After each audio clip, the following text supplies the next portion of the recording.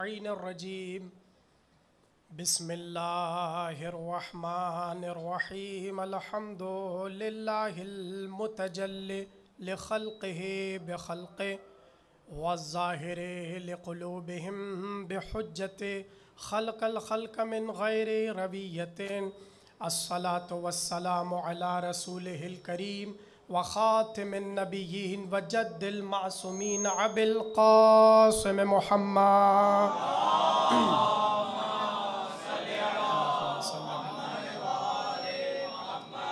व आलिहि तय्यबीन ताहिरीन अल मासूमीन अल्लज़ीना अज़हबल्लाहु अन्हुमुर रिज्सा व तहरहुम तत्हीरा।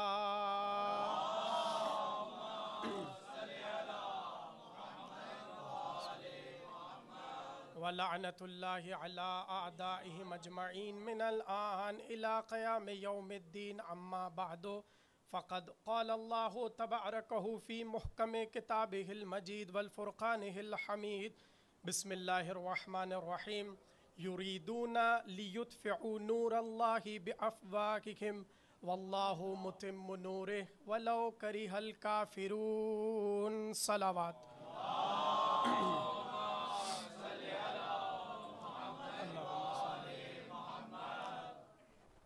मजलिस शहादत बाबुल हवाइज बाबुल मुराद हज़रत अबुल हसन इमाम मूसा बिन जाफ़र अलैहिस्सलाम अल्लाहुम्मा सल्लि अला मुहम्मद व अला मुहम्मद।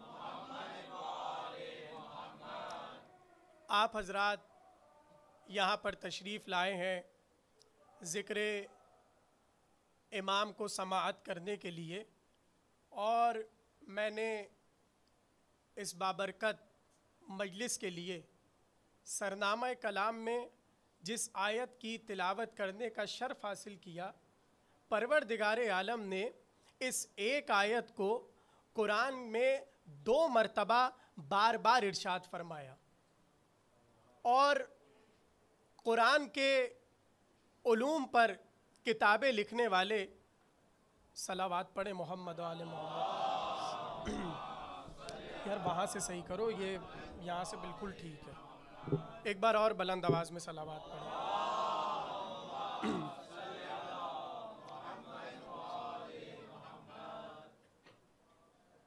उलूम कुरान पर हमारे यहाँ भी किताबें लिखी गई और अहले सुन्नत के यहाँ भी इस इल्म पर बहुत काम हुआ, जहाँ कई वजह लिखी हैं उलमा ने इस बात पर कि परवरदिगार एक आयत की अगर तकरार करता है, एक आयत को 2 मुकाम पर, 3 मुकाम पर या कई मुकामात पर बयान करता है, उसकी इल्लत क्या है, उसका सबब क्या है, उसकी वजह क्या है। तो जहाँ बहुत सी वजूहात लिखी, वहाँ एक वजह सब ने लिखी, और वो वजह ये है कि अगर एक आयत को अल्लाह एक और मर्तबा इरशाद फरमा दे, एक और बात रकम कर दे, तो इसका मतलब ये है कि अल्लाह उस आयत की अहमियत बताना चाहता है, अल्लाह उस आयत की अजमत बताना चाहता है, उसकी बुलंदी बताना चाहता है। और ये भी लिखने वालों ने लिखा, अगर एक आयत 2 मुकाम पर तकरार हो जाए तो उस 2 मुकाम पर तकरार होने का मकसद ये है अल्लाह आयत में मुखालिफीन को चैलेंज कर रहा है, अल्लाह आयत में मुखालिफीन को चैलेंज कर रहा है। अच्छा, आयत क्या है उसे ज़रा समाअत फरमाएं, लेकिन आयत का तर्जमा करने से पहले एक बात बयान कर दूं ताकि आप थोड़ा सा और जाग जाएं। देखिए, अल्लाह असल में कुछ नापाक लोगों के नापाक इरादों को बयान कर रहा है। इस आयत में अल्लाह नापाक लोगों के नापाक इरादों को बयान कर रहा है। अब वो नापाक लोग कौन है और नापाक इरादा क्या है, इसे समाअत कीजिए। इरशाद है, व युरीदूना लियुत्फ़िउ नूरल्लाहि बिअफ़वाहिहिम। उन नापाक लोगों का इरादा यह है कि वो अल्लाह के नूर को अपनी फूंकों से बुझा दें। हाँ, युरीदूना, उनका इरादा यह है कि वो अल्लाह के नूर को अपनी फूंकों से बुझा दें। अब अल्लाह क्या कह रहा है, वल्लाहु मुतिम्मु नूरिही, और अल्लाह अपने नूर को तमाम करने वाला है। वलो करे हल काफिरून, चाहे काफिर इसे पसंद करे या ना करे। देखिए, मैं आपसे एक सवाल करूं, यहां अल्लाह ने लफ्ज़ युरीद क्यों इस्तेमाल किया? ये चाहत का और इरादे का लफ्ज़ क्यों इस्तेमाल किया? अल्लाह की लुगत में क्या कमी थी? और अरबी तो अपने ऊपर अब तक इस बात पे नाज कर रही है कि हमारे यहाँ एक एक लफ्ज़ के कई कई माना और एक एक माना के लिए कई कई लफ्ज़ मौजूद हैं। तो जहाँ अरबी के पास इतने लफ्ज़ थे, वहाँ अल्लाह ने युरीद ही का लफ्ज़ क्यों इस्तेमाल किया? इसे ज़रा सुन लीजिए। असल में एक जगह अल्लाह ने अपने इरादे का भी जिक्र किया है। कुरान में अल्लाह ने एक मुकाम पर अपने इरादे का भी जिक्र किया है, मगर बातिल के लिए लफ्ज़ इरादा इस्तेमाल करके बताया, तुम जो इरादा करते हो वो झूठा है, हम जो इरादा करते हैं वो सच्चा है। अल्लाह अगर किसी चीज का इरादा करता है तो वो चीज ऐसी हो जाती है जो उस चीज का हक होता है। इसलिए जब आयते सलावात पढ़े मोहम्मद वाले मोहम्मद पर, अल्लाहुम्मा सल्ली अला मोहम्मद। देखें, आप लोग थोड़ा थोड़ा सा आगे हो जाए, वरना ये होता रहेगा। जो भी आएगा फिर हर एक आने वाले के लिए सलावात पढ़ाना पड़ेगी और मौजू जो है वो कामिल नहीं हो सकेगा। तो थोड़ी सी जहमत फरमा के आगे आगे हो जाए, खिंच लें, थोड़ा सिरक लें, आ जाए आ जाए। अल्लाहुम्मा सल्ली अला मोहम्मद व आले मोहम्मद। तो अहले बैत के लिए अल्लाह ने लफ्ज़ युरीद रखा, अपने इरादे को बयान किया और ये भी बता दिया जिस चीज़ का हम इरादा करते हैं वो इरादा ऐसा होता है कि हम उस चीज़ का हक अदा कर देते हैं। और ये लोग जो इरादा कर रहे हैं, और इरादा क्या है? खुदा की मुखालफत का इरादा, खुदा के नूर को बुझाने का इरादा। तो अल्लाह ने इरादे का लफ्ज़ रखकर बता दिया कि तुम्हारा इरादा इरादा ही रहेगा, काम कामिल नहीं हो सकेगा। कुछ कहा है मैंने?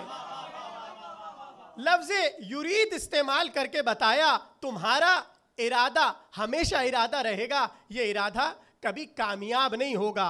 क्या है आयत? युरीदूना लियुत्फिउ नूर अल्लाह बिअफ़वाहिहिम, ये चाहते हैं अल्लाह के नूर को अपनी फूंकों से बुझा दें।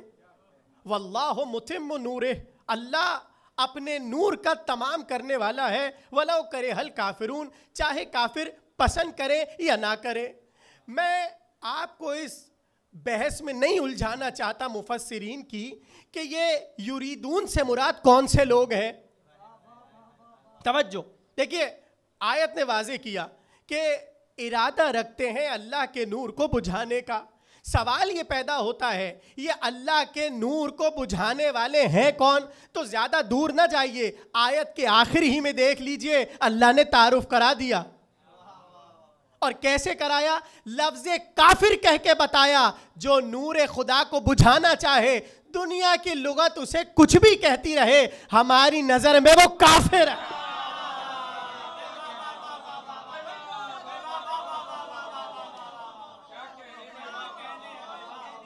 दुनिया की लुगत उसे कुछ भी कहती रहे, हमारी लुगत में वो काफिर है। तो इस एक आयत में अल्लाह ने दो लोगों का बयान किया, दो लोगों का जिक्र किया। एक वो जो नूरुल्लाह है और दूसरे वो जो नूर खुदा के दुश्मन है। तो अब हम एक फहरिस्त बनाते हैं। पहली में उन्हें रखते हैं जो अल्लाह का नूर है, और दूसरी में उसे रखते हैं जो अल्लाह के नूर के दुश्मन है। देखिए, हमसे तो अगर कोई कुछ पूछेगा तो हम तो वही जवाब देंगे जो हम देते आ रहे हैं, लेकिन ज़माना हमारे जवाबों को कहाँ समझ पाता है। और यही एतराज़ होता है कि जहाँ देखिए अपने वालों का जिक्र किसी न किसी तरह कर ही लेते हैं। भले हमारे गम हो, मगर खुशी के ज़रिए भी अपने वालों का जिक्र कर ही लेते हैं। तो ये तो एतराज़ बहरहाल चला आ रहा है शुरू से। लेकिन चलिए हम एक पल के लिए अहले सुन्नत उलमा की तफसीर की तरफ बढ़ते हैं और उनसे पूछते हैं कि ये जो अल्लाह अपने नूर का जिक्र कर रहा है, इस नूर से मुराद कौन है? उलमा अहले सुन्नत ने लिखा, यहाँ नूर से मुराद अल्लाह के अंबिया और अंबिया के औसिया हैं। देखिए, औसिया का लफ्ज हमने नहीं कहा, आपने कहा है। तो जब आप अंबिया की फेहरिस्त बनाएंगे और अंबिया के औसिया का जिक्र करेंगे तो लाख आपका कलम कहे अली का नाम न लिखना, मगर मजबूरी में भले चौथे पे ही लिखना जरूर पड़ेगा।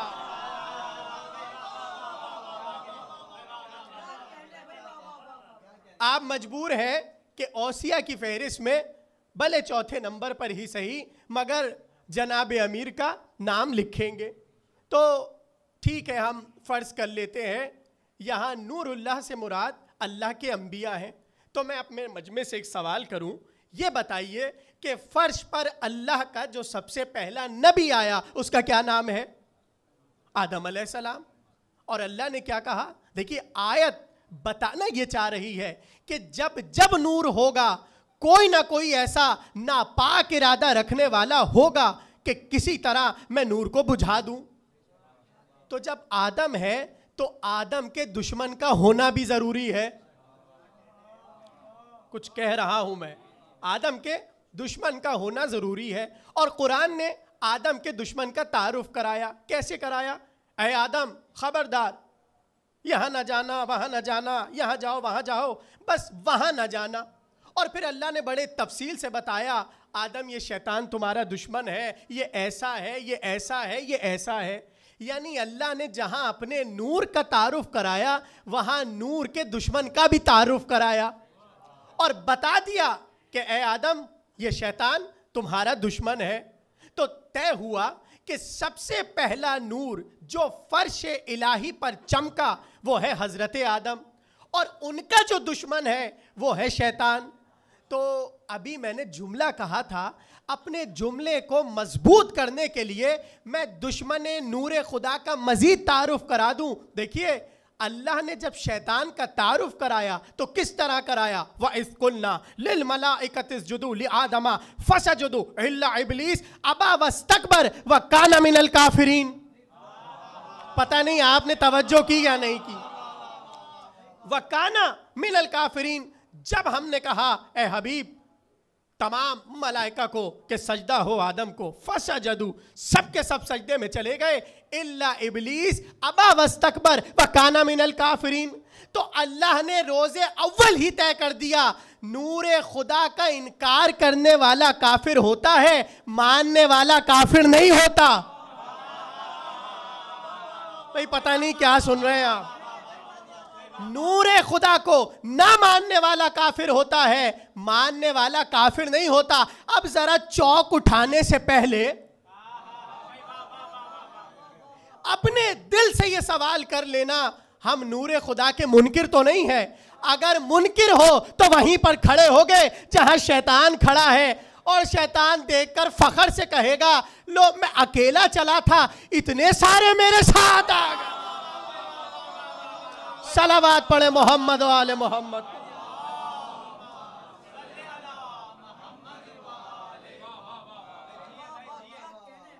अब शैतान ताक में बैठा हुआ है, अपना मुंह फुलाए। अच्छा, मुंह क्यों फुलाने का मैंने लफ्ज इस्तेमाल किया? इसलिए कि फूंक मारेगा ना। तो भाई फूंक मारने के लिए मुंह का फूलना भी तो जरूरी है। तवज्जो।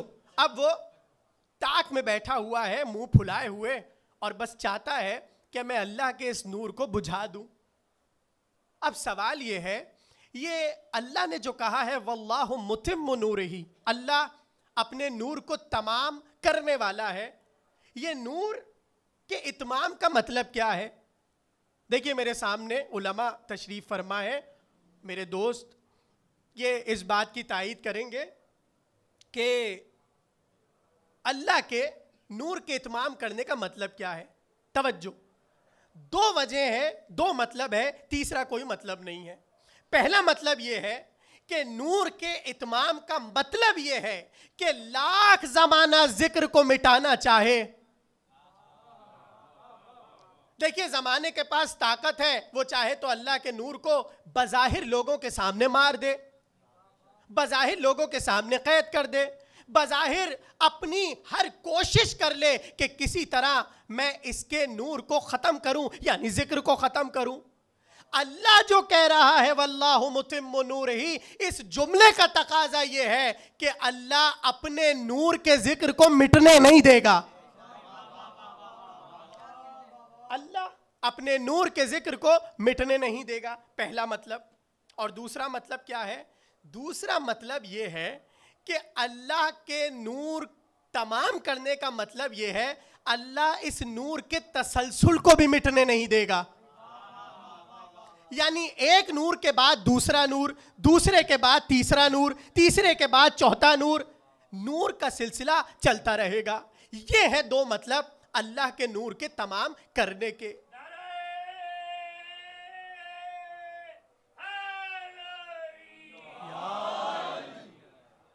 ये है मतलब अल्लाह के नूर का तमाम करने का। तवज्जो देखिए, यहां से थोड़ी खुश्क बहस है, लेकिन खुश्की पे अगर अच्छे तरीके से चल लिया जाए तभी दरिया की रवानी का मजा आता है। नवाब साहब, तो आप जरा सुनिए, शैतान ने क्या किया? आदम की दुश्मनी में हर कोशिश की कि किसी तरह इस नूर को मैं बुझा दूं। शैतान कामयाब नहीं हो सका। यहां तक के जो मैंने बताया अल्लाह के नूर का एक सिलसिला है तमाम करने का मतलब। अल्लाह ने कहा, ऐ आदम, अब जब तुम हमारी बारगाह में आओगे तो इतना जान लो, हम तुम्हारी जिंदगी ही में तुम्हारी तरफ से और तुम्हारा वसी जानशीन और खलीफा नामजद कर रहे हैं। तो आदम ने पूछा, पालने वाले किसे तू मेरे बाद मेरा वसी बनाएगा? कहा, आदम, तुम्हारे बाद तुम्हारा बेटा हाबील तुम्हारा वसी बनेगा। अच्छा देखिए, अब तक शैतान के सारे हरबे बाहर तक थे, लेकिन जैसे ही शैतान ने देखा ये सिलसिला तो रुक ही नहीं रहा, आदम के बाद एक और आ रहा है, अब शैतान आया घर में, और घर में काबिल को वरगलाने लगा और वरगला कर कहने लगा, देखो काबिल, तुम्हारा हक है और तुम ऐसे हो और तुम वैसे हो और तुम बड़े बेटे हो और तुम ही हो और तुम ही हो। पता चला बाज औकात शैतान इस जुमले से वरगलाता है, तुम बड़े बेटे हो। भाई पता, अब अगर इस ममदू की तारीख आपके जहन में है जिसका जिक्र चल रहा है तो आपके जहन यकीनन मुतवज्जे हो गए होंगे। कहा, तुम बड़े हो और तुम्हारा ही खिलाफत पर हक है। अब वो हो गया चौड़ा काबिल, उसने अपने सीने को चौड़ा किया और कहा, अब हमें रोकने वाला कौन है और क्या तरकीब की, ये सब आपके जहनों में महफूज है। बिलाखिर उसने वो काम कर लिया जो नहीं करना चाहिए था और हजरत हाबील को कत्ल कर डाला। अब काबिल ये समझा कि मैंने कत्ल कर दिया, खिलाफत मुझे मिल जाएगी। खिलाफत तो बहुत दूर की बात है, आदम ने अपनी वल्दियत से खारिज कर दिया। अच्छा देखिए, मेरा जुमला आप महसूस करेंगे, अगर काबिल आकर इताअत के साथ हाबील से कहता अपने बाद जानशीन बना देना, तो हाबील कहते ठीक है हम तुम्हें बना देंगे। यानी अल्लाह के बनाए हुए का मिजाज ये है कि अगर उससे मांगा जाए वो दे देता है, छीनने की जरूरत नहीं पड़ती। अब ये अपने अपने मुकद्दर की बात है, कुछ नबी के घर बैठे भी ओहदा छीन कर लानत के मुस्तहक बन जाते। भाई मैं तो काबिल की बात कर रहा हूं। सलावत पढ़े मोहम्मद वाले मोहम्मद।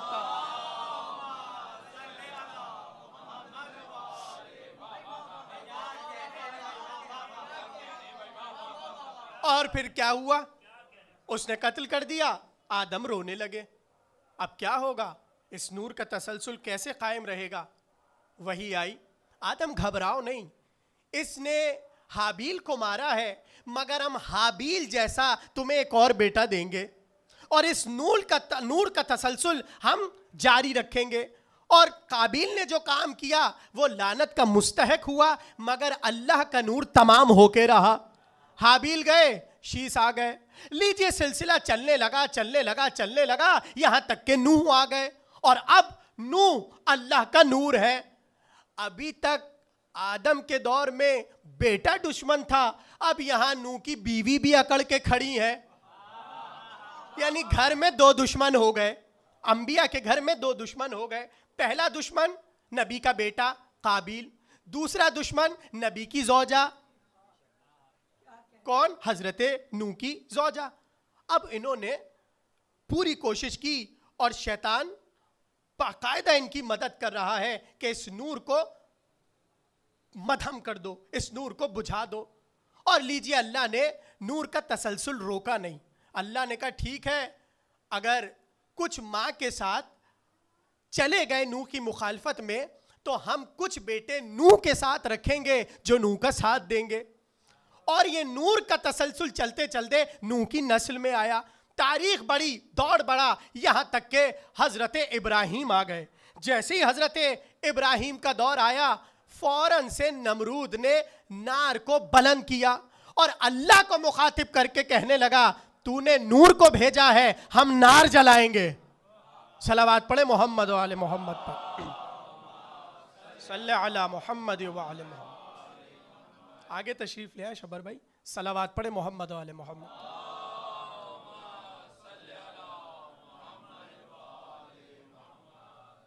एक बार और बुलंद आवाज में सलावत पढ़े।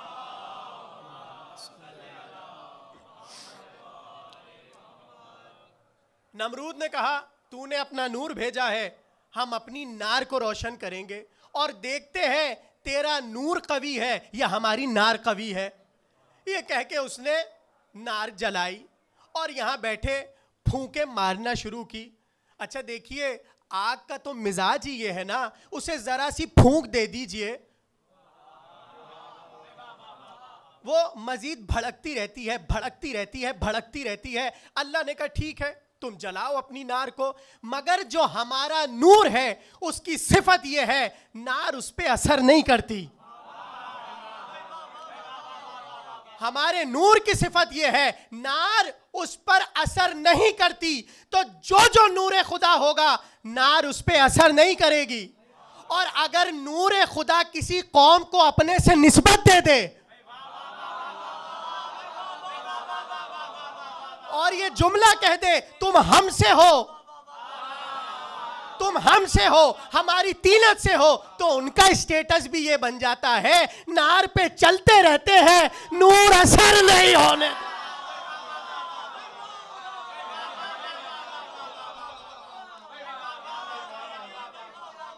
नूर से गुजर हो जाता है, नार से गुजर हो जाता है, मगर नूर है कि असर नहीं होने देता।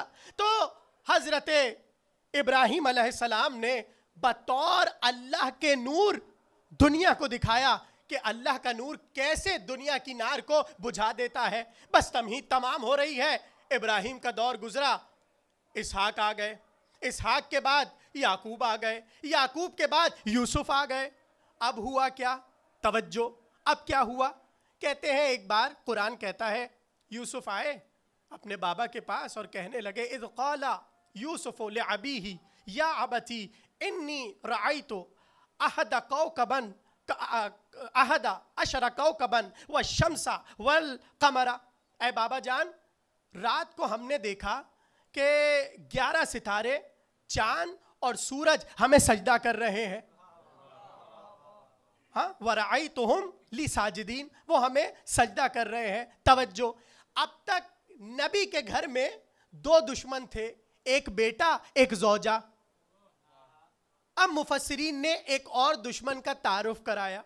कहते हजरत याकूब ने कहा, खबरदार बेटा, अपने इस ख्वाब का जिक्र किसी से ना करना और अपने भाइयों से तो बिल्कुल ना करना। भाइयों से जिक्र ना करना। अब आप पता नहीं जुमला कैसे सुनेंगे, लिखा अहले सुन्नत के मुफस्सिरीन ने कि जब नूर से महवे गुफ्तगू था, अचानक से नार का गुजर हुआ।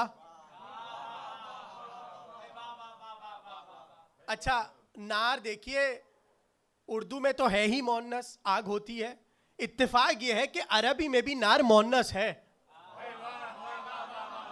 पता चला जो नार गुजर रहा, मैंने कहा वो रहा नहीं था, रही थी। और उन्होंने कान लगा के सुनना शुरू किया, ये नूर नूर से क्या बातें कर रहा है। तो देख लिया कि यूसुफ कह रहे हैं कि हमने ख्वाब में देखा ये, और फौरन से याकूब ने बता दिया, यूसुफ तुम हमारे बाद नबी हो गए, यानी नूर का तसलसल बढ़ा, हमारे बाद अल्लाह का नूर तुम हो। जैसे ही उलमाए अहले सुन्नत ने लिखा, भाभी ने ये बात सुनी, यूसुफ की भाभी थी ना भाई,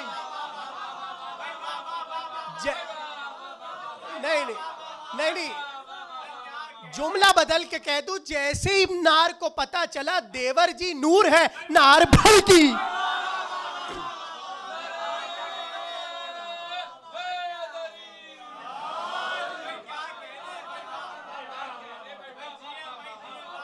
मुहद्दिस दहलवी अहले सुन्नत के बहुत बड़े आलिम हैं, उन्होंने लिखा यूसुफ और याकूब की बातें हो रही थी, और यूसुफ की भाभी ने यानी यहूदा की ज़ौजा याकूब की बहू ने ये किस्सा सुन लिया और जाके लगा दी आग। अब सब भाइयों ने कहा कि ये कैसे हो सकता है, हम बड़े हैं। देखिए आप जुमला जाया कर रहे हैं। इमाम की अगर तारीख आपके जहनों में है, भाइयों ने कहा ये कैसे हो सकता है कि यूसुफ छोटे होके बाप के जानशीन बन जाए, हालांकि हम बड़े हैं। लेकिन परवरदिगार आलम ने पहले रोज कह दिया था, तुम नूर को बुझाने का इरादा तो कर सकते हो, बुझा नहीं सकते। अल्लाह ने कहा बड़ी मक्कारी करके, हर अपना मकर दिखा के तुमने चाहा कि यूसुफ को खत्म कर दे, हम तुम्हें दिखाते हैं हम नूर को कैसे चार चांद लगाते हैं। अरे जिन्होंने चाहा था यूसुफ के नूर को बुझा दे, कुरान कहता है यूसुफ तख्त पे बैठे थे, वो सारे सजदे में थे।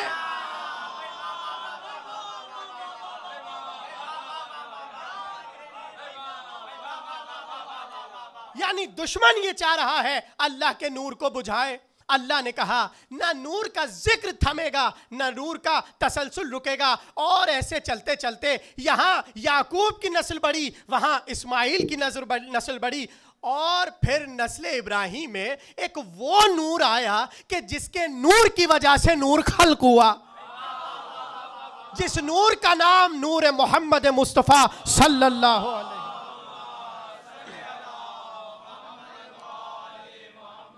और फिर अरब को पुकार कर कहा तुम क्या समझते हो, ये चांद नूर है, ये सूरज नूर है। हाँ तुम्हारी जबान में इन्हें नूर कहते हैं, मगर इस नूर की असल हम है।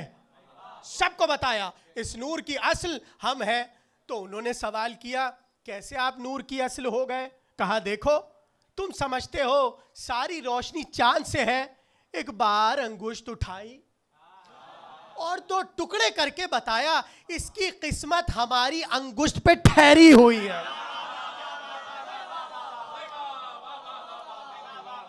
अच्छा देखिए अब जरूरी था ना, एक नूर को तोड़ दिया, एक नूर तो अभी भी रह गया, बल्कि नहीं एक नहीं दो नूर रह गए।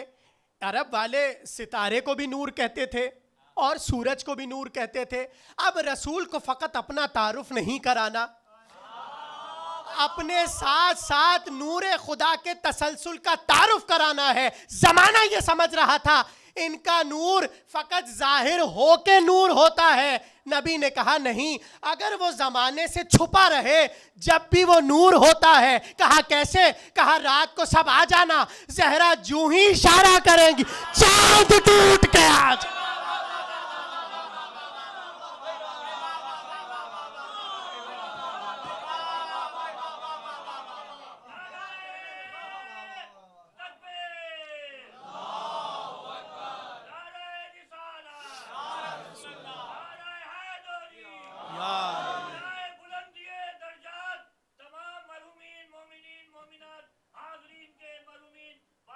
मजलिस के मरहूमीन शोहदाए पाकिस्तान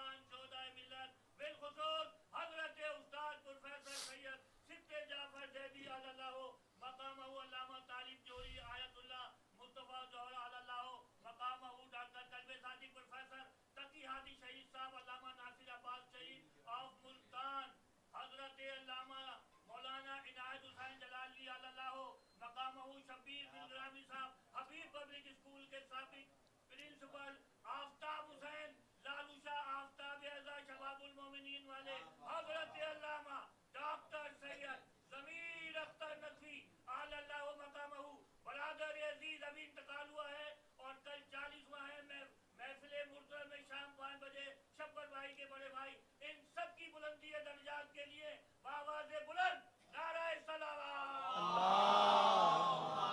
सल्ले अला मुहम्मद व आले।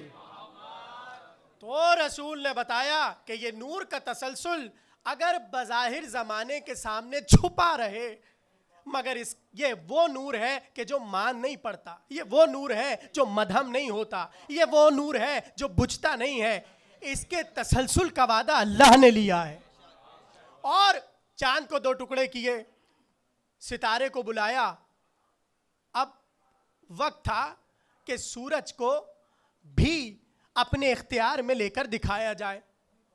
तो फिर आप सबको पता है, एक वक्त आया कि रसूल अल्लाह ने जनाब अमीर के जरिए सूरज को पलटवा दिया और पलटवा कर जमाने को बता दिया, अरे जो हाथ पीछे करके सही से पर्दे नहीं पलट सकते, पता नहीं आप पहुंचे हैं या नहीं पहुंचे,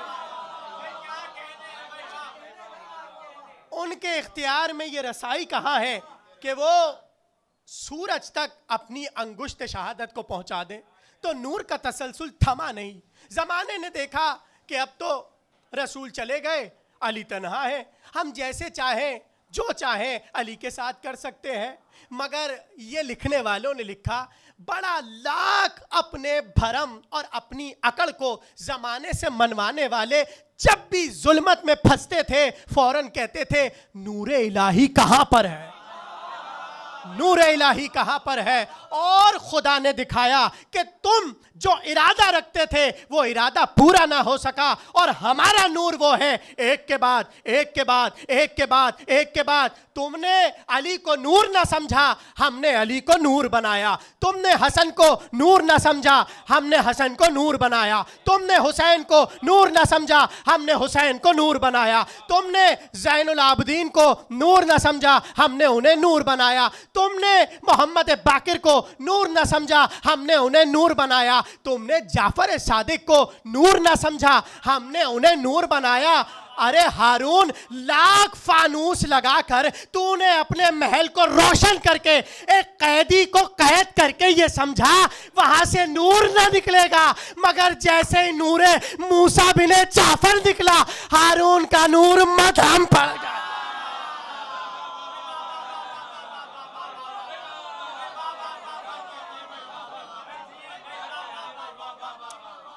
अल्लाह ने अपने नूर के तसलसल को कायम रखा और कहा, तुम जिक्र मिटाना चाहते हो, तुम मिट जाओगे, हमारे नूर का जिक्र नहीं होगा। अरे मैं जरा सारे अब्बासियों से सवाल करूं, अगर तुम हारून का गम नहीं मना सकते, खुशी तो मना लो। गम नहीं मना सकते, खुशी तो मना लो।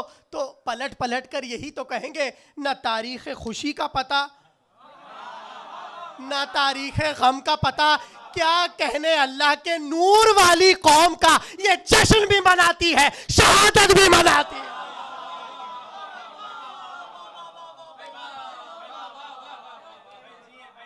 इसलिए कि जिक्र का वादा परवरदिगार आलम ने किया है, वल्लाहु मुतिम्मु नूरे, अल्लाह अपने नूर को तमाम करके रहेगा।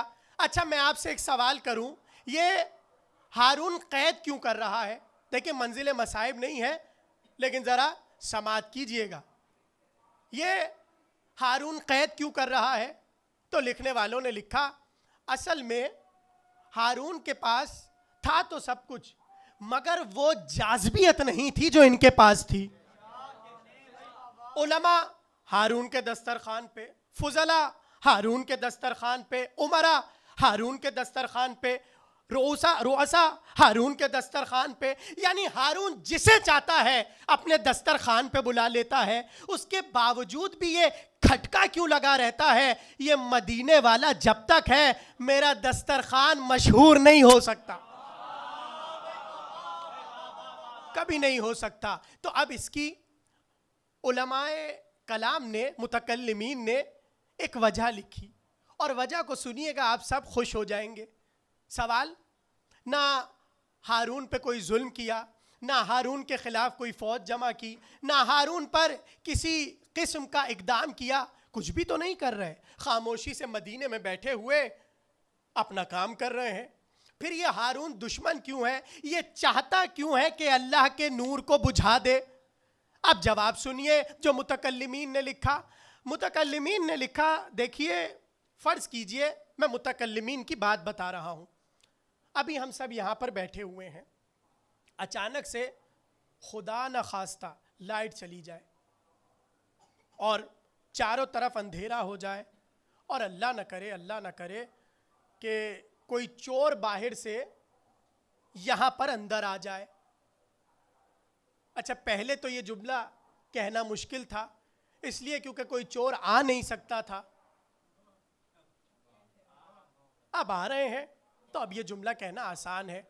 खुदा न खास्ता कोई चोर, अच्छा देखिए चोरी ये थोड़ी होती कि बस जेब से जो निकाला जाए वही चोरी है।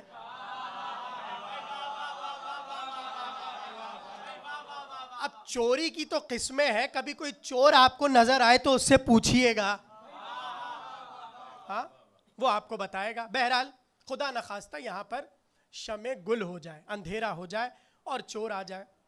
अब चोर क्या करेगा?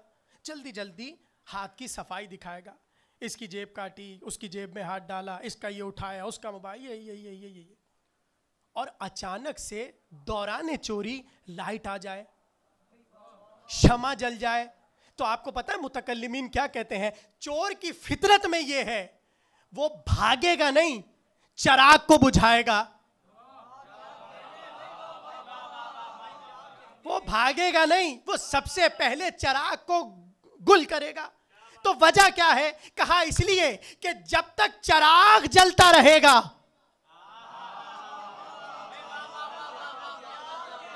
जब तक चिराग जलता रहेगा तब तक उसका भयानक चेहरा लोगों के सामने आता रहेगा। जुमला कह दूं, अल्लाह की हुज्जत अल्लाह का नूर है। हारून ये जानता था मैं हूं चोर, वो है नूर। जब तक नूर जलता रहा मेरी चोरी पकड़ी जाती रहा।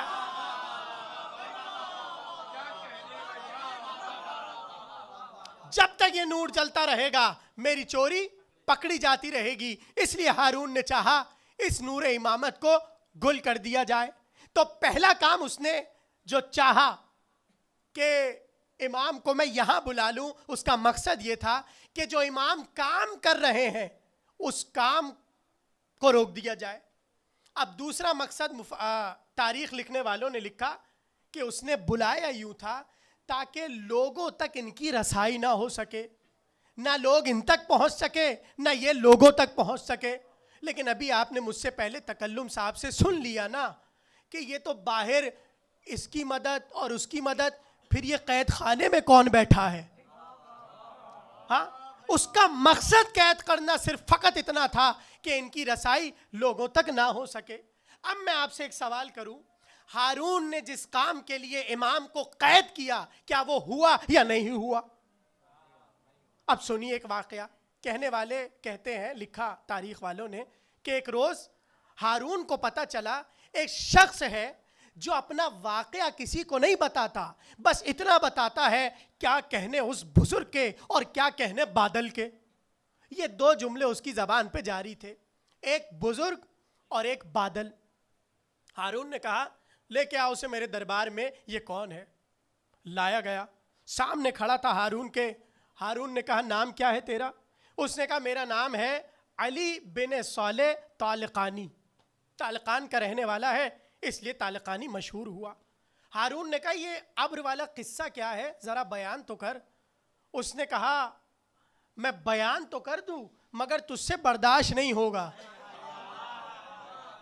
और यही वजह है कि वो लोगों से ये वाकया इसलिए बयान नहीं करता था कि लोगों से बर्दाश्त नहीं हो सकेगा। हारून ने कहा नहीं नहीं, हम बर्दाश्त कर लेंगे, तू वाक़े को सुना। उसने कहा अच्छा सुन। मैं सफर कर रहा था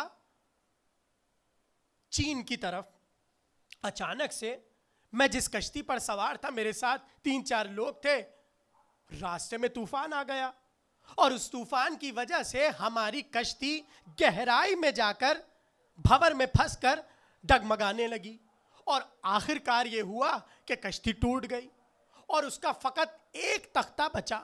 जो मेरे साथ सवार लोग थे वो बेचारे डूबकर मर गए और मैं तन्हा उस तख्ते पर बैठा हुआ था और मेरी समझ में नहीं आ रहा था मैं जाऊं कहां। इसलिए कभी दरिया की रवानी मुझे कहीं फेंक रही थी और कभी कहीं फेंक रही थी। मैं घबराया हुआ था। अचानक से मैंने देखा वो तख्ता मुझे एक खुश्की की तरफ ले जाने लगा। जैसे ही मैं खुश्की पर पहुंचा तो मेरी जान में जान आई कि शुक्र मेरी जान तो बची। मैंने देखा जिस मुकाम पे मैं उतरा हूं वो इतना हसीन मुकाम है जो इससे पहले मैंने कभी देखा ही नहीं। चारों तरफ नहरें बह रही हैं और सब्ज व शादाब बागात हैं और ऐसे फल और ऐसी सब्जियां और ऐसी नहरें जिनका मुशाहिदा मैंने पूरी दुनिया में नहीं किया। दरख्त पाकर मैंने चाहा कुछ देर मैं दरख्त के नीचे आराम करूं और ये सोचकर मैं दरख्त के नीचे आ गया।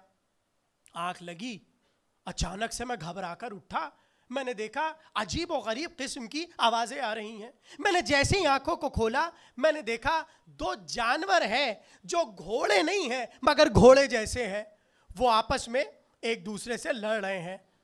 लेकिन जैसे ही उन जानवरों ने मुझे देखा वो दोनों जानवर दरिया में कूद गए। थोड़ी देर बाद मैंने नज़र को फेरा तो मैंने देखा एक बहुत ही तवीलुल क़ामत परिंदा है जो इंतहाई खूबसूरत है। मैंने सोचा कहीं ये भी मुझे देखकर यहाँ से फरार इख्तियार ना कर ले, क्यों ना मैं किसी दरख्त के पीछे छुप के ये सारा हाल देखूं। वो कहता है मैं छुपा मगर मैंने देखा कि परिंदे ने मुझे देख लिया और मुझे देखकर वो उड़ा।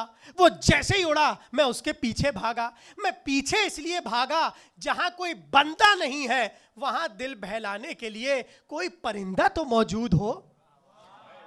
ये सोच के मैं उस परिंदे के पीछे पीछे जाने लगा। अचानक से मैंने देखा वो परिंदा उड़ गया। अब वो जैसे ही उड़ा मैंने अपने रुख को फेरा तो मैंने देखा एक बुलंद सा पहाड़ है और उस पहाड़ में एक गार है। उस गार से तस्बीह की आवाज़ आती है, तकदीस की आवाज़ आती है, तमजीद की आवाज़ आती है, तकबीर की आवाज़ आती है। मैंने उस गार से कुरान की तिलावत की आवाज़ सुनी और वो आवाज़ ऐसी थी कि इससे पहले मैंने कभी ऐसी आवाज़ नहीं सुनी। मैं कुछ ठीक हुआ और मुझे कुछ जान में जान आई, सांस में सांस आई और मैं बढ़ा उस गार की तरफ। जैसे ही मैं गार की तरफ बढ़ा मैंने देखा अंदर से किसी बुजुर्ग ने पुकार कर कहा, अली बिन सौले डरो नहीं, अंदर आ जाओ। ऐ अली इब्ने सौले डरो नहीं, अंदर आ जाओ। मैंने जैसे ही इस मुकाम पर किसी की ज़बानी अपना नाम सुना मेरी तो हैरत का बयान नहीं है कि मैं क्या करता। मैं महवे हैरत उस गार के अंदर गया। अब जो गया मैंने देखा ऐसा बुजुर्ग एक रूहानी शख्स बैठा है कि मैं उसका कयाफा तुझ मनहूस को बयान नहीं कर सकता। ये जुमले हैं रिवायत। अच्छा चेहरा है तो तेरे सामने जिक्र क्यों हो। उसने कहा ऐसा चेहरा था, क्या जुल्फे थी, क्या अबरू थे, क्या बीनी थी, क्या गर्दन थी, क्या रुखसार थे, क्या आंखें थी और क्या पेशानी थी, क्या लब थे, क्या दंदान थे। बहरहाल उसने कहा, मैंने जैसे ही उस शख्स से सुना अपना नाम तो अब मैं कुछ संभला और मैं उस शख्स के करीब गया। मैं सामने जाकर बैठा तो उस बुजुर्ग ने कहा, हमें देखकर घबराओ नहीं, तुम पर सफर में जो जो गुजरा हम सबसे वाकिफ हैं। अली बिन सौले कहता है मैंने दिल में सोचा कि क्यों ना मैं इनसे पूछूं कि कैसे ये वाकिफ है और अगर ये बोलने वाला सच बोल रहा है तो बतलाए कि क्या क्या हुआ। अली बिन सौले कहता है यहाँ मैं दिल में सोच रहा था, वहाँ बुजुर्ग ने कहा ये दिल में कैसी बदअकीदगी वाली बातें सोचते हो अली बिन सौले, ये कैसी अकीदे से मुनहरिफ बातें तुम्हारे दिल में चल रही हैं। तुम ये जानना चाहते हो कि हम जानते हैं या नहीं जानते, तो सुनो। वो कहता है एक एक करके उसने बातें बतानी शुरू की, तुम फुला जगह से चले, तुम फुला दरिया में फंसे, तुम्हारे सारे बंदे मारे गए, तुम तख्ते पे सवार हुए, 3 दिन तक इधर से उधर दरिया में घबराते रहे। और सुनो, जब तुमने देखा कि तुम्हें अब कोई उम्मीद नहीं है बचने की, तो तुमने चाहा क्यों ना मैं दरिया में कूद जाऊं। और ये सोचकर तुम दरिया में कूद नहीं चाहते थे कि तुमने देखा एक शख्स घोड़े पर सवार आया है और उसने तुम्हारे तख्ते को किनारे से लगाया है। अब वो कहता है, मेरी हैरत बढ़ती चली गई। मैंने कहा, ये बात तो मेरे सिवा कोई नहीं जानता। कहा, फिर तुम इस किनारे पे आए, तुमने 2 जानवरों को लड़ते देखा, फिर तुम परिंदे के पीछे भागे और भागते भागते तुम हमारे महजर में आ गए। उसने कहा, जी आपने जो जो कुछ कहा ये सब सच है। अब वो सवाल करना चाहता था कि बुजुर्ग ने कहा, अरे ठहरो, कब तक बातें करते रहोगे? 3 दिन से भूखे हो, चलो खाने की तैयारी करो। वो कहता है, मैंने सोचा यहाँ पर खाना कैसे आएगा और क्या होगा। वो कहता है, यहाँ मैंने सोचा, वहाँ लब हिले, बस लबों का हिलना था, एक खूबसूरत सा दस्तरखान बिछा। मुझे ऐसा लगता था ये दुनियावी दस्तरखान नहीं है, बल्कि वहाँ से आया हुआ दस्तरखान। मैं कहूंगा, अली बिन साले, तुम इनके चाहने वाले हो ना। अरे जब मूसा अपने चाहने वालों के लिए मन्नो सलवा बुला सकते हैं, क्या ये नहीं बुला सकते? घबराओ नहीं अली बिन साले। वो कहता है, दस्तरखान लगा और ऐसी ऐसी ग़िज़ाएं ताज़ा और खुश मज़ा थी कि मैंने अब तक ना ऐसी ग़िज़ा खाई और ना अब तक ऐसा पानी पिया। वो कहता है, जब मैं सैर हो चुका तो मैंने फिर चाहा कि मैं पूछूं आप कौन है। तो फौरन से बुजुर्ग ने कहा, बस अब तू खा चुका, अब मुझे पता है तू अपने घर जाना चाहता है। उसने कहा, ये तो मेरी चाहत है। तो कहा, अच्छा ठहर, हम तुझे भेजते हैं। एक बार वो कहता है, अली बिन साले, उस बुजुर्ग ने अपने चेहरे को उठाया। जैसे ही चेहरा उठा, मैंने देखा चारों तरफ बादल ही बादल, बादल ही बादल, बादल ही बादल। अब जैसे ही बादल आए, मैंने सोचा शायद अब बहुत तूफानी बारिश बरसने वाली है। फौरन से बुजुर्ग ने कहा, घबरा नहीं, ये बादल तेरी मुहाफिजत करने आए हैं, तुझे जहमत देने नहीं आए। और जितने भी बादल एक एक करके उस बुजुर्ग के सामने आते थे, सारे बादल कहते थे, अस्सलामु अलैका या वली अल्लाह, अस्सलामु अलैका या हुज्जत अल्लाह। आए अल्लाह की हुज्जत, आए अल्लाह के वली, तुम पर सलाम। और वो बुजुर्ग सबको जवाब देता था और एक एक बादल से पूछता था, तुम कहाँ जा रहे हो, तुम कहाँ जा रहे हो, तुम कहाँ जा रहे हो। बादल अपनी मंजिल बताते थे, वो एक एक करके सबको भेजते थे। एक बादल आगे बढ़ा, बुजुर्ग ने बादल से पूछा, कहाँ का इरादा है? उसने कहा, तालिकान का इरादा है। इमाम ने कहा, नीचे आ। जैसे ही बादल नीचे आया, एक बार मेरे बाजू को थामा और बस थामना था, मेरी आंखें बंद हुई। अब जो मेरी आंखें खुली, मैंने देखा मैं बादल पर हूं,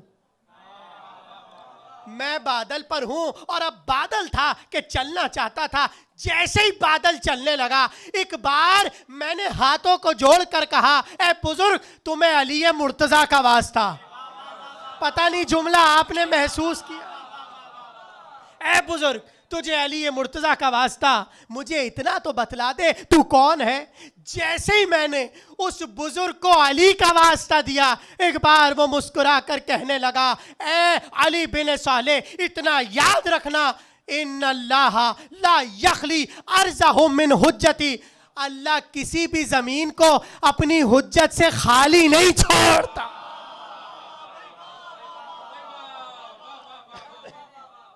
अल्लाह किसी भी जमीन को अपनी हुज्जत से खाली नहीं छोड़ता। और सुन, कभी हुज्जत जाहिर होती है, कभी हुज्जत पर्दे में होती है। और ए अली बिन साले, इतना सुन ले, अना हुज्जतुल्लाह, अना हुज्जतुल्लाह ज़ाहिरा व अना हुज्जतुल्लाह बातिना। मैं उसकी जाहिर हुज्जत भी हूँ और छुपी हुई हुज्जत भी हूँ। और फिर पुकारने वाले बुजुर्ग ने कहा, अना हुज्जतुल्लाह फी वक्तिल मालूम, मैं वक्त मालूम तक उसकी हुज्जत हूँ। और फिर मैंने कहा ये आप अलकाब बताते हैं, ज़रा नाम भी बतला दीजिए। एक बार बुजुर्ग ने कहा अब तक तूने नहीं पहचाना, अरे बगदाद से निकलता हुआ जिस कैदी से मिलकर आया है, जिस कैदी से मिलकर आया है और उससे ये कहकर आया था मौला मैं जा रहा हूं, मेरे सफर में मेरी जमानत ले लो। अरे घबराया था ना कि मैं मर जाऊंगा, जिसने तुझे मरने नहीं दिया मैं ही मूसा बिन जाफर।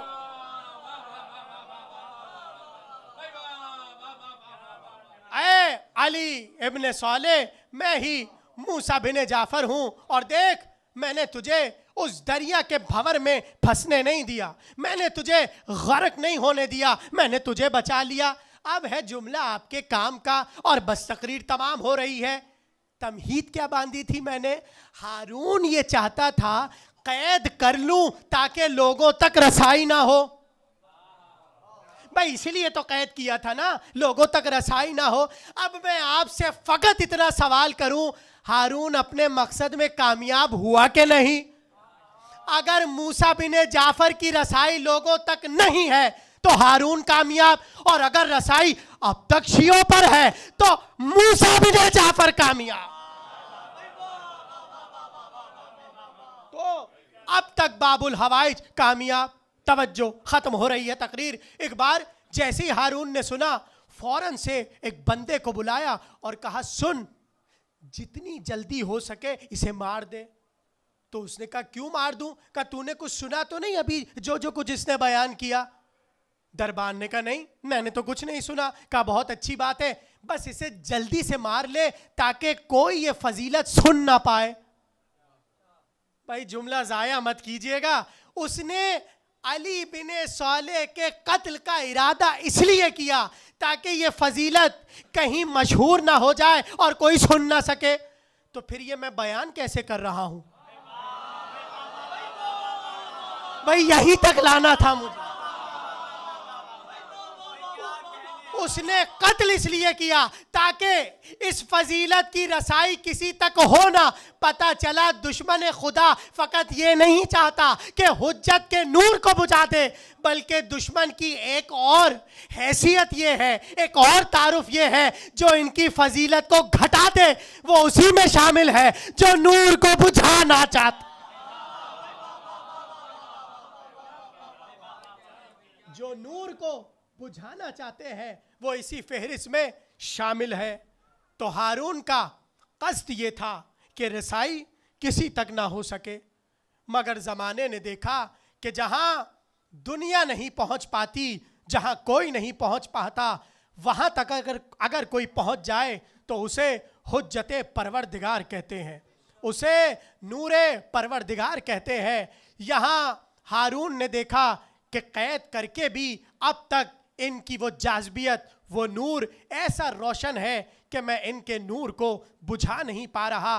तो उसने अपने खादिम से कहा कोई ऐसे अफ्रीका के जंगल से लोगों को लेकर आओ कि वो इतने दुनिया से ना बलद हों, तहजीब से ना बलद हों, अदब से ना बलद हों कि ना उन्हें अल्लाह का पता हो, ना उन्हें रसूल का पता हो, ना उन्हें खाने पीने की तहजीब हो, हत्ता कि उन्हें यह भी ना पता हो कि कपड़े क्या होते हैं। यानी जहालत जहां उरूज पा जाए उस बस्ती के लोगों को मेरे दरबार में लेकर आ जाओ। खादिम चला और अफ्रीका से 4-5 जो सबसे ज़्यादा वहाँ वहशी लोग थे उन्हें लेकर आया। और जैसे ही वो हारून के सामने आए तो हारून ने उनको देखकर उनसे कुछ गुफ्तगू करना चाहिए, लेकिन हारून ने देखा ये मुझसे क्या गुफ्तगू करेंगे, इन्हें तो बोलना नहीं आता, इन्हें तो कुछ भी नहीं पता। तो हारून ने दिल में सोचा ये मेरा काम आसान कर सकते हैं। कहते हैं हारून ने अपने गुलाम को बुलाया और उनके लिए एक कमरा तैयार कराया, एक हुजरा तैयार कराया और उनको खूब शराबें पिलाई गई। इतनी शराबें पिलाई गई कि वो मदहोश हो जाया करते थे। जब वो मदहोश हो जाते थे तो उनके सामने एक तख्ते को रखते थे, उस पे सफ़ेद चादर उड़ा देते थे और सबको तलवारें दे दी जाती थी। और वो कहता था, जो उनको ट्रेन कर रहा था, कि सुनो, जैसे ही तुम शराब के नशे में मस्त हो जाओ, अपनी तलवारों को उठाना और इस तख्ते पर चलाना शुरू करना। उन्हें ऐसी आदत हो गई थी कि जैसे ही उनके सामने कोई सफ़ेद पर्दा आता था, वो उनका बस नहीं चलता था, वो उसे चीर फाड़ दें, वो उसे ख़त्म कर दें, वो उसे तबाह कर दें, वो उसे बर्बाद कर दें। ऐसे में हारून ने देखा, जब खूब मशक कर चुके तो एक रात हारून ने अपने खादिम से कहा कि आज रात हम मूसा बिन जाफ़र पर एक सफ़ेद चादर को उड़ा देंगे, और अब तक जितनी शराब इन ग़ुलामों को पिलाई है, अब की रात बहुत ज़्यादा शराब पिलाना, और जब शराब का नशा इन पर बहुत ज़्यादा असरअंदाज हो जाए तो बस रात को इनको उस कैद खाने में लाना, तलवारें हाथों में देना और मूसा बिन जाफ़र को कत्ल करा देना। कहते हैं रात आई, जैसे ही रात आई उन सबको शराबें पिलाकर उस कैद खाने में ले जाया गया।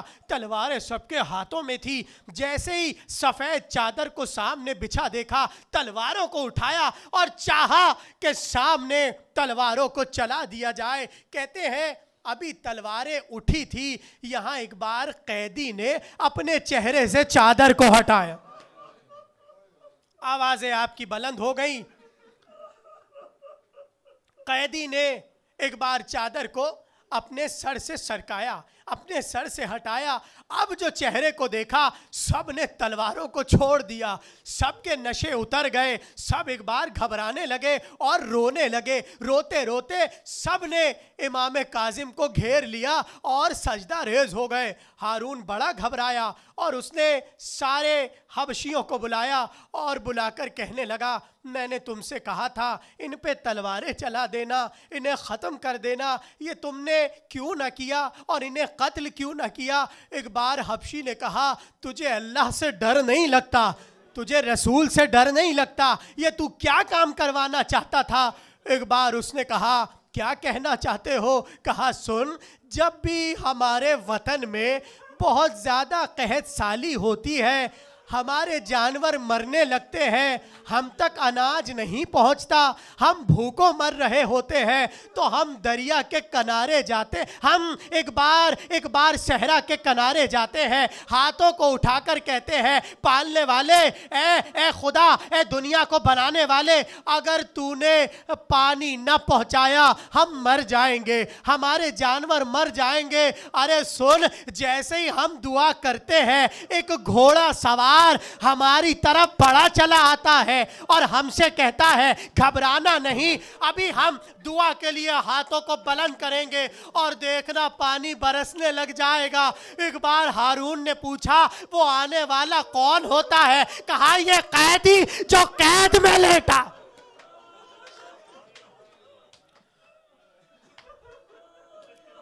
ये कैदी जो कैद में लेटा है, ये हमारा मददगार बनकर हमारे पास आता है, हमारे लिए पानी को बरसाता है। हाँ हाँ, अरे दुनिया ने चाहा रसाई इमाम की कहीं तक ना हो सके, मगर हाय, जिस नूर को खुदा जलाए उस नूर को कोई बुझा नहीं सकता। अल्लाह अल्लाह, जिस इमाम के गम में आप सब बैठे हुए हैं, उसके लिए लिखा ये है, सारी जिंदगी कैद खाने में गुजर गई। एक कैद से दूसरे कैद खाने, दूसरे कैद खाने से तीसरे कैद खाने, बस यही जिंदगी थी। ना अच्छा पानी मिलता था, ना अच्छा खाना मिलता था, ना अच्छा कोई कैद में साथी मिलता था, मगर कहते हैं बेड़ियां भी पहनाई गई, हथकड़ियां भी पहनाई गई, प्यासा भी रखा गया। और मुझे माफ करना, लिखने वालों ने लिखा, बस ये गम तमाम न थे, बल्कि गम ये भी था कि कैद खाने में जब कैद का दरबार अपनी दुनिया से, अपने दस्तूरे जमाना से थक कर आकर बैठ जाता था और उसका दिल बैठने लगता था, वो अपने दिल को मसरूर करने के लिए, खुश करने के लिए कैद खाने में आता था और कैदी के मुंह पे तमाचे मार, कैदी के रुखसारों पर तमाचे मारता था। अरे मेरा दिल कहता है, जब बेड़ियां पहनाई होंगी रोकर कहा होगा, हाय सैयद सज्जाद। जब प्यास लगती होगी रोकर कहते होंगे, वाह हुसैना। और जब तमाचा लगता होगा कहते होंगे, या ज़हरा।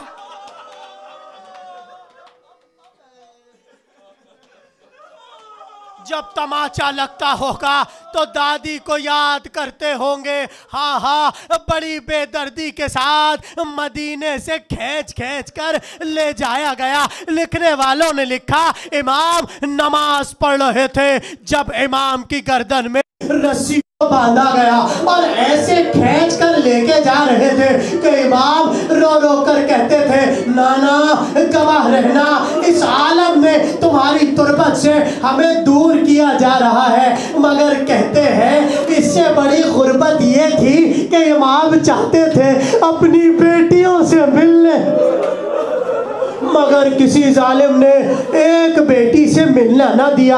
और जब बेटियों को खबर मिली बाबा को इस गुर्बत के आलम में मदीने से ले गए, बेटियां चाहती थी हम बाबा की तलाश में निकले, मगर हुक्म इमाम रिजा था अभी घर में खामोशी से बैठना है। मैंने अजीब जुमला रिवायात में पढ़ा और आपकी आंखें आंसुओं से तर हो जाएंगी, बड़ा कयामत का जुमला है। लिखने वालों ने लिखा, एक बेटी इमाम की ऐसी थी जिसे इमाम के बगैर नींद नहीं आती थी। जो इमाम की चहीती बेटी थी, इमाम के सीने पर सोया करती थी, उसका नाम है फातिमा। जमाना उसे मासूमा कहता है, हाँ हाँ वो कुम वाली शहजादी। लिखा यह है कि जब बहुत अरसा बीत गया इमाम को ले जाते हुए और मदीने में ये खबर पहुंची कि इमाम बगदाद में कैद है, लिखा यह है जब भी मासूमा को पता चलता था कोई बगदाद का काफिला आया है, अरे दौड़ दौड़ कर काफिले वालों के पास जाती थी और रोकर कहती थी, बस इतना बता दो मेरा बाबा, मेरे बाबा की खबर दे दो। मैं कहूँगा शहजादी बड़ा गम है आपका, बाबा से बिछड़ गई, मगर बीबी सहारा देने के लिए भाई मौजूद है, सहारा देने के लिए घर वाले मौजूद है। अरे जरा मदीने की तरफ रुख कीजिए और उस बीबी से पूछिए जिसका नाम फातिमा सुगरा है, अरे दरे मदीना पर बैठ बैठ कर एक ही सवाल करती थी, हाय मेरा बाबा, हाय मेरा भैया। तकरीर तमाम हो रही है। कहते हैं जब सिंधी बिन शाहिक ने इमाम को जहर दिया और जहर दे चुका तो वो जमाने वाले को ये बताना चाहता था कि हमने जहर नहीं दिया। उसके लिए उसने ये तरकीब की कि बड़े बड़े उलमा को बुलाया गया और उलमा के बुलाने से पहले वो इमाम काजिम से कहने लगा, खबरदार किसी को पता न चले कि हमने तुम्हें जहर दिया है, खामोश रहना वरना बड़ी बेदात तुम पर ढाएंगे। कहते हैं एक एक आलिम आता था और चेहरा देखकर कहता था, नहीं नहीं इन्हें जहर नहीं दिया गया। मगर जैसे ही एक आलिम बढ़ा इमाम ने अपनी हथेलियों को खोल दिया। कहते हैं बताने के लिए नहीं खोला था, अरे दर्द के मारे हथेलियां खोल। अब जुमला महसूस कीजिएगा, दर्द के मारे इमाम की हथेलियां खुल गई। बस कहते हैं एक आलिम ने चीख कर कहा, अरे ये अपनी मौत नहीं मर रहा, इसे जहर दिया गया है। अरे उसे पैसे देकर चुप करा दिया गया। मगर उसके जाने के बाद सिंधी आगे बढ़ा और आगे बढ़कर कहा, मैंने तुम्हें मना किया था ना किसी को बताना नहीं कि तुम्हें जहर दिया गया है, तुमने बता दिया। अब देखो मैं तुम्हारे साथ क्या करता हूँ, मुझे माफ करना। एक कंबल मंगाया गया, कालीन मंगाया गया, इमाम को उस पर लपेटा गया। जब लपेट चुका एक बार खड़ा हुआ, कूदना शुरू।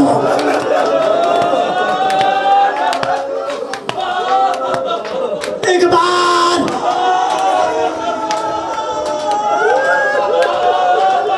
क्या शान का गिरिया हो रहा है।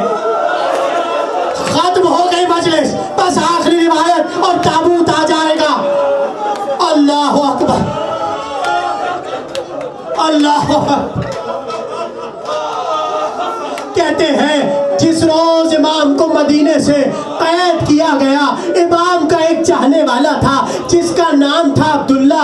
जब उसने देखा मेरे मौला को ले गए, मेरे मौला को कैद कर दिया गया, उसने चाहा कि मैं बहुत कीमत ले जाकर अपने मौला को आज़ाद कराऊंगा। अब्दुल्ला कहता है पहले मैं बसरा गया और बसरा के कैद खानों में तलाश किया, मुझे खबर मिली, अब उन्हें बगदाद ले गए। मैं बगदाद चला और बगदाद के एक कैद खाने में मैंने इमाम को तलाश करना शुरू किया, मगर ऐसा छुपाया हुआ था किसी को पता नहीं चलता था कि मेरे इमाम का क्या हुआ। मैं अपनी सवारी की मेहार थामे हुए एक बार मायूस होकर सोचने लगा अब मुझे इमाम नहीं मिलेंगे, अब मेरी इमाम से मुलाकात नहीं होगी, मैं मदीने वापस चला जाता हूँ। अब्दुल्ला कहता है मैंने मदीने का कसद किया और मैं चलने लगा। एक बार मैंने देखा मेरा नाका एक बड़ा पड़ने लगा, एक रोशनदान की तरफ पड़ने लगा। मैं उसके पीछे पीछे गया, मेरे नाके ने अपने सर को रोशनदान के अंदर कर दिया और जैसे ही उसने सर को निकाला उसकी आंखों में आंसू थे।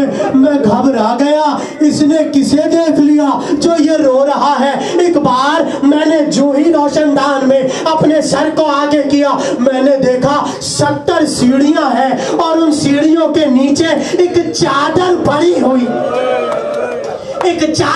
हुई है। मैं घबराने लगा ये चादर कैसी है, मगर मेरी घबराहट और बढ़ गई जब मैंने देखा दीवारों पर खून लगा। आखिरी जुमले, मैंने देखा दीवारों पर खून लगा हुआ है। एक बार मैं घबराया और मैं घबरा ही रहा था कि एक बार उस चादर से आवाज आई, आए अब्दुल्ला, आए अब्दुल्ला। अरे मैं घबराने लगा ये कौन है जो मुझे यहाँ पर जानता है। एक बार मैंने रोकर कहा ए कौन हो, आए अंदर, तुम कौन हो। आवाज आई मैं कैदी हूँ। रोते हुए अब्दुल्ला ने कहा तुम कौन हो। आवाज आई अरे अब्दुल्ला छोड़ मेरे तारुफ को, जा अपने घर चला जा, जितनी जल्दी हो सके अपने घर चला जा। अब्दुल्ला ने हाथों को जोड़कर कहा आखिर क्यों। आवाज आई तेरी बेटियां, आए अब्दुल्ला तेरी बेटियां तेरा इंतजार कर। आखिरी जुमला अब्दुल्ला कहता है मैंने रोकर कहा अपना तारुफ तो कराइए। आवाज आई मैं तुम्हारे वक्त का इमाम मूसी काजिम हूँ। एक बार अब्दुल्ला ने कहा जब तक आपको ना ले लूं मैं मदीने ना लौटूंगा। इमाम ने कहा हम तुझे हुक्म दे रहे हैं मदीने चला जा। आखिरी जुमला, एक बार अब्दुल्ला ने हाथों को जोड़ा और रोकर कहा अच्छा हुक्म देते हो मैं चला जाता हूँ, बस इतना बता दो मुलाकात कब करोगे। इमाम ने कहा ए अब्दुल्ला वादा रहा 25 रजब को बगदाद के पुल पर मैं तुझसे मुलाकात